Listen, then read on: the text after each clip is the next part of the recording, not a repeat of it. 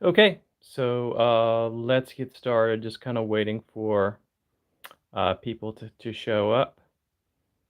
I struggle whether to use the phone, the landscape, or this way.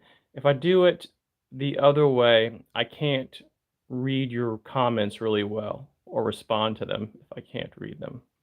So we're going to kind of do it this way and see how it works out. All right. So I'm not expecting a lot of people on this particular live stream because it's kind of a spur of the moment thing. I didn't really get a chance to send out a notice through YouTube or my Patreon or my Facebook attunement group.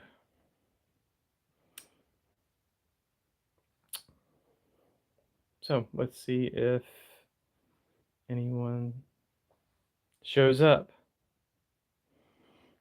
So I hope that you all are having a good Sunday. Where I am, it's about a little past 6 o'clock.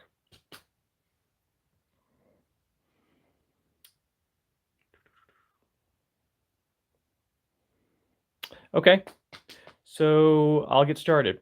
So as always, when I begin my video, I always talk about, for those people who are interested in the attunements that I offer, I just recently added the Goetic Spirit Zagon.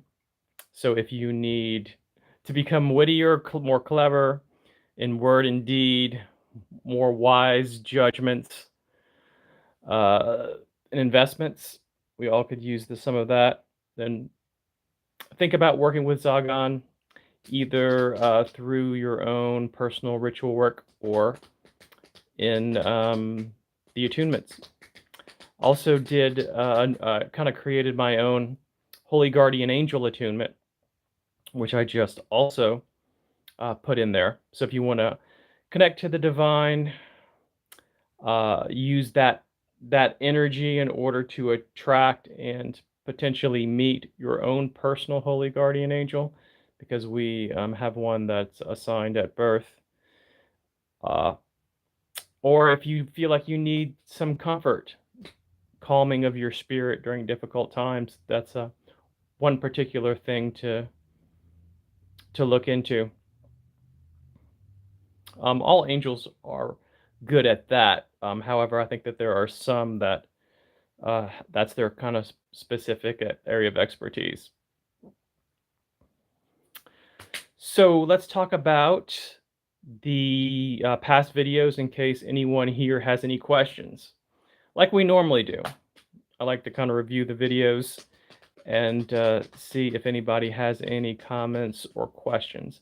Anyone that watches the videos can leave a comment, but if you have anything that came to mind since then, feel free. So I did a video on Pluto. Pluto as the Roman god, part of that pantheon. He is the brother of Jupiter and the son of Saturn. So Saturn is his father. Pluto is the god of the underworld. So if you are interested in those things that he rules over death, regeneration. I kind of like to think of kind of the general theme of the Tower card that's in the Rider-Waite deck. But what some people don't realize is that he's also a god of prosperity. So Jupiter's his brother. Jupiter rules the sky, and Jupiter also is a god of abundance and prosperity. But since Pluto rules the underworld and the earth, so he's considered a chthonic spirit. What do we have underground? What we have gold and silver and minerals that are valuable. On the surface of the earth, we have crops that we use to feed ourselves. So Pluto has always been associated with that. So what else? Pluto is good for those people who want to do shadow work. Underground, it's dark. So when you were looking at your own shadow, your own parts of you that may be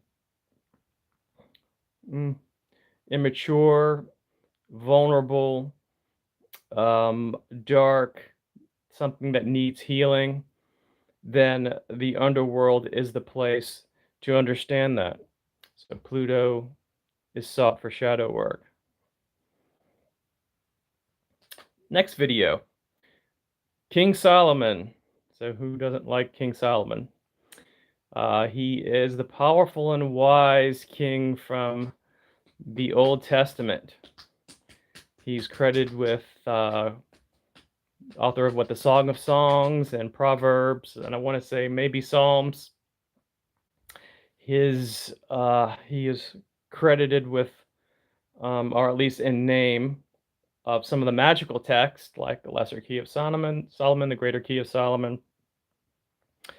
I think the Lesser Key was that whole story about him trapping 72 spirits in a brass vessel and then throwing it out, and then someone discovering it, and the 72 spirits escaped. And of course, the Greater Key of Solomon would be, if you've ever seen it, would be more of the seals, the planetary energies that you can use to do work. And it's an actual grimoire, so you can go and follow the instructions of prayer, meditation, and stuff if you want to do it kind of the old way. But the cool thing about those particular seals is that if you have them and you want to charge them, you can use that King Solomon energy from the attunements to do that. Or you can, if you want to do the ritual way of doing it, you can do an invocation of Solomon and let that be the way that you charge it. So there's a lot of different ways of working with them. So if you want wisdom, self-knowledge, that he would be the one to seek out.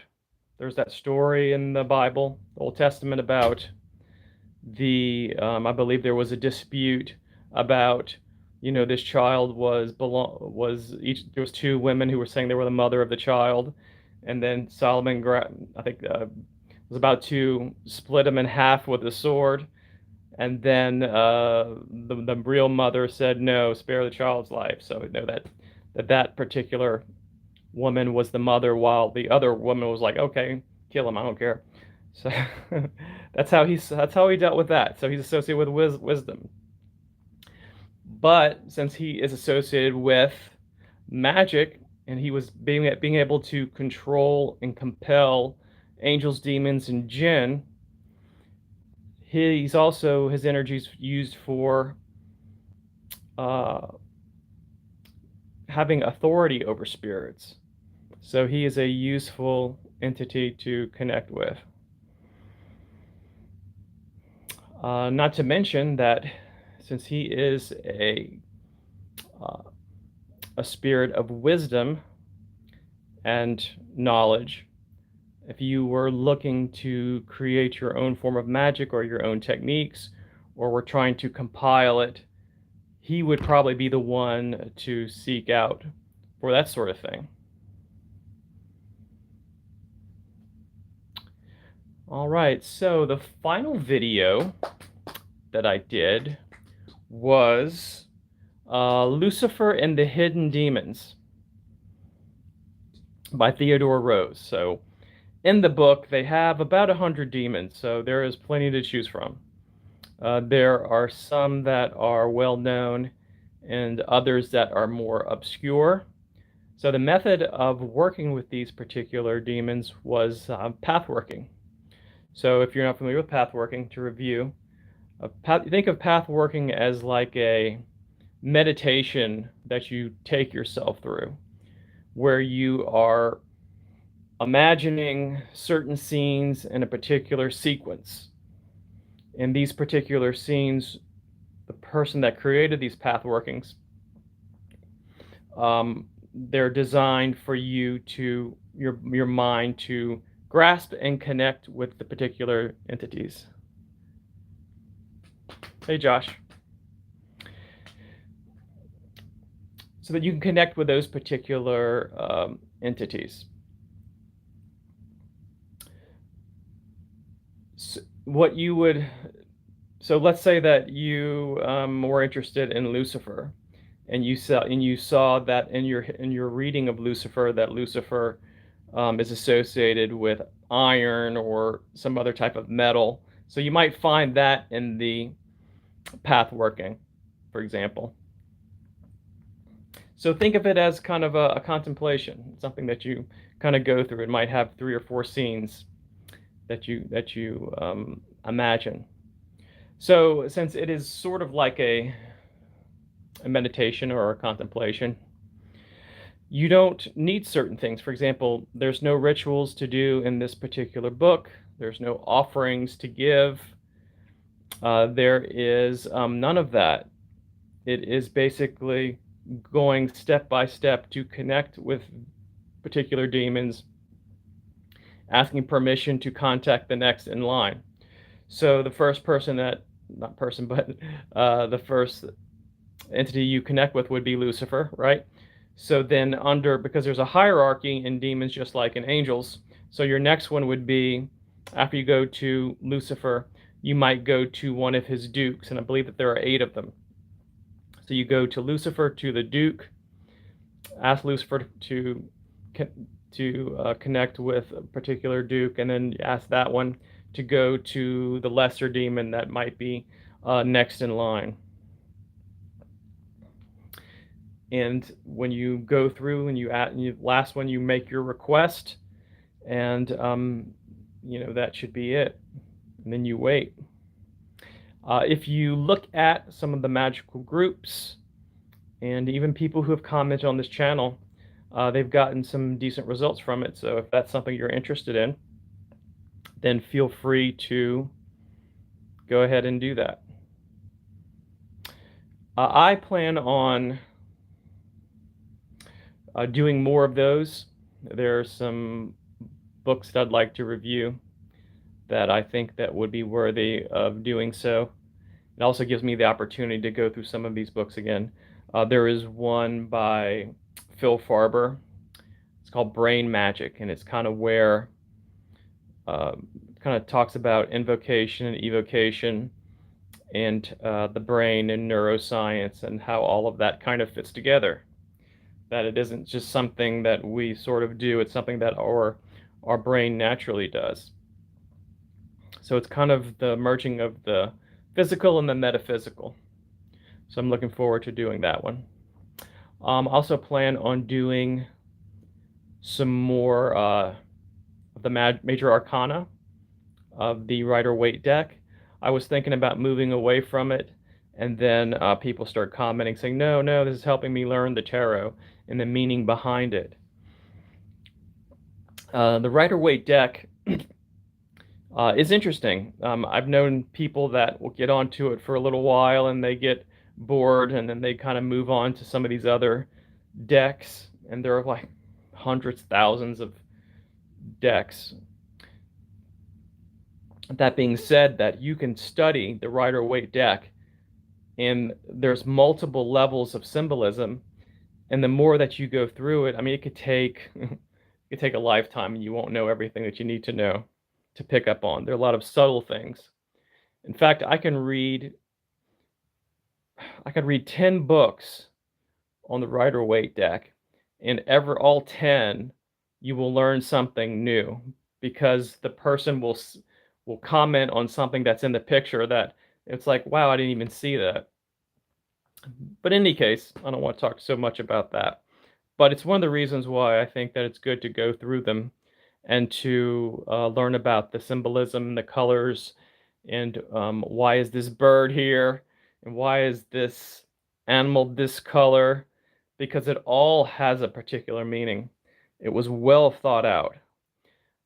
I think that's many modern day tarot decks, they don't go as deep into that. I see them as being valuable, but they also tend to be subject to trends and things like that. So I know I've been talking a while. Does anybody have any questions or any comments that they want to make? One of the things that this is way off topic, but I know that some of you have seen Knight, my dog, in these videos. Knight, he's 15 years old, so he's elderly. Sometimes he video bombs the us sometimes, and he's probably just watching to see what I'm doing, making sure I'm providing good content to y'all. And it's like he understands what people says, because there have been times when I would say something and he will huff, and he will huff at the right time, like he disapproves of what I'm saying, like what I'm saying is bullshit, which is hysterical because he does it just at the right time. So he may be a wise spirit in himself. But I took him to the vet a few months ago because he's elderly, and it got me thinking about veterinary science and everything, and how different it is than medicine or the way it's conducted in human medicine. Now, there's some certain similarities. For example, there is health insurance for people, and there's health insurance for dogs if you really want it. The vets prescribe medicine, and so do human doctors prescribe medicine when we're ill. But then there are differences, and one of the main differences I've noticed is that, if you and I want to buy a supplement for ourselves, what do? We'll go to Walmart or GNC or Walgreens or wherever, and we buy our supplements that we want. That doesn't exist in veterinary science. What you actually have to do is the vets have control over all the supplements, and that the vets are the only ones that can prescribe these supplements, I think. Well, that's not completely true. There's a couple things I think that you can get without a prescription, but most of the time, let's say that let's say I was having some liver trouble. Okay, so I can go get some milk thistle, for example, or something else. Go on Amazon, but Knight has to get it's a liver supplement, and it has to be prescribed. That's different. Some of the other things that are different is that food. Let's say I had high blood pressure, so then what I would do, I would maybe eat less salt. I'd eat more vegetables. I would, put everything together, and I can make it work. Certain conditions for dogs, their food itself is prescribed. My food isn't prescribed. You never go to your doctor and your doctor prescribes you certain food, and you need to take it to the pharmacy, and the pharmacist gives you your food. Anyway, that was just one of my observations. It's kind of strange sometimes when I see this, because it's like the vets are making a lot of money off of selling food and selling supplements. So, any case, sorry for that rant. I could see that I lost some people in that one. So, guys, let me know if you have any more questions or comments. You can leave them at the bottom of this video when I post it. I'm going to put the link to the Etsy store, and if you want to be one of those people that follow me on Patreon and have access to more videos, I have people taking advantage of things like coaching and some brief card readings, things like that. Then feel free to do so. I'll put a link to that in the description too. So guys, I appreciate you all watching. I appreciate your viewership. So I hope that you have a good week, and I will see you hopefully next week with a new video. All right, I'll talk to you later. Bye-bye.